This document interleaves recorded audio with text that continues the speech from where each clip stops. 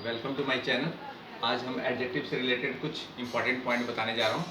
जैसे याद रखना है कि अदर, एनी अदर रहेगा और ऑल अदर रहेगा। एनी अदर रहेगा और ऑल अदर रहेगा। एनी अदर रहेगा तो आपका नाउन जो होना चाहिए वो सिंगुलर होना चाहिए।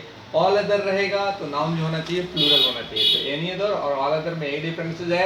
एनी अदर के बाद सिंगुलर नाउन, ऑल अदर के बाद प्लूरल नाउन। जैसे comparative degree plus than plus any other, comparative degree plus than plus any other.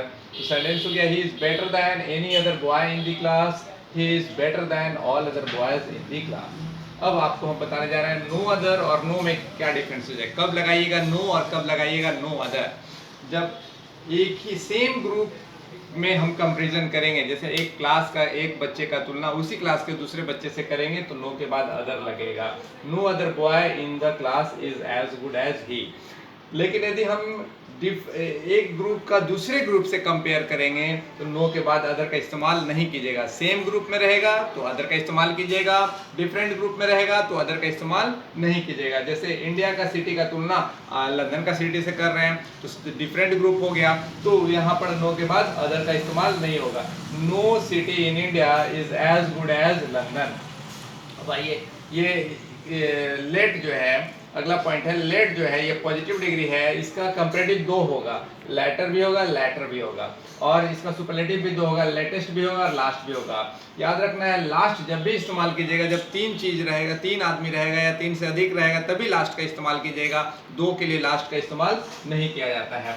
Who is the last man to join the team. तो देखिए last मतलब अंतिम हो गया यहाँ पर। What is the latest report. Latest का मतलब हो गया हाल का, ताज़ा कह सकते हैं, या कह सकते हैं रिसेंट का report. What is the latest report. अगला पॉइंट मैं प्रेफर्स के बारे में बताने जा रहा हूँ। प्रेफर्स के बाद रैदर दैन भी आता है, TO2 भी आता है। तो रैदर दैन कब आएगा, जब इंफिनिटिव आएगा प्रेफर्स के बाद। दो इंफिनिटिव के बीच में कंपेयर करेंगे तो हम प्रेफर्स के बाद रैदर दैन लगाएंगे। जैसे देखिए टू शिट और स्लिप, ये दो इंफिनिटिव है। इंफिनिटिव किसे कहते हैं, तो टू प्लस V1 को इंफिनिटिव कहते हैं। और यदि V1 में ING जोड़ दीजिएगा तो वो जिरंट कहलाएगा।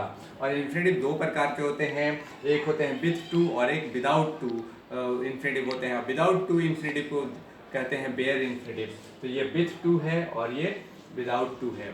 और ये इंट्रांजिटिव वर्ब भी है। स्लिप जो है इंट्रांजिटिव वर्ब भी है। इंट्रांजिटिव वर्ब उसको कहते हैं जो verb without object is known as intransitive verb, जिसको ऑब्जेक्ट की जरूरत नहीं है। जैसे ही स्लिप्स, ही लाप्स, ये लाप्स भी हो गया, क्या हो गया, इंट्रांजिटिव वर्ब है। लेकिन जिसको ऑब्जेक्ट की जरूरत पड़ती है उसको कहते हैं transitive verb. Verb with object is known as transitive verb. अब देखिए यहाँ पर दो नाउन के बीच में यदि कंपेयर होगा तो प्रेफर्स के बाद TO2 आएगा। जब दो नाउन के बीच में होगा तो प्रेफर्स के बाद टू आएगा। जब दो इंफिनिटिव के बीच में करेंगे तो प्रेफर्स के बाद रेदर देन आएगा। और याद रखना है अगला पॉइंट, प्रेफरेबल के बाद TO2 आता है। प्रेफरेबल के बाद TO2 आता है।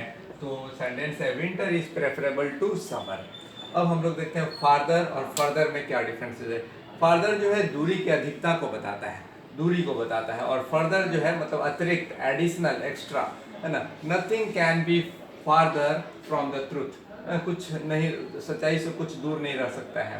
पहले भी हमने आपको बताया था कि कैन क्या है, मॉडल वर्ब है। मॉडल वर्ब किसे कहते हैं, जो सब्जेक्ट पे डिपेंड नहीं करता है। वैसा वर्ब जो सब्जेक्ट पे डिपेंड नहीं करता है उसको मॉडल वर्ब कहते हैं। एग्जाम्पल में कैन, कुड, शुड, वुड, ये सब मॉडल वर्ब का एग्जाम्पल है।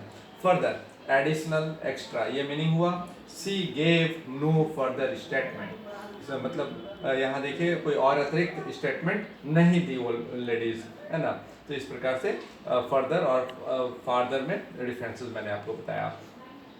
आज मैं इतने दे रहा हूँ और अगले क्लासेस में मैं कुछ और बताऊंगा। और यदि ये वीडियो अच्छी लग रही है तो सब्सक्राइब कीजिएगा, लाइक कीजिएगा और शेयर कीजिएगा। Thank you.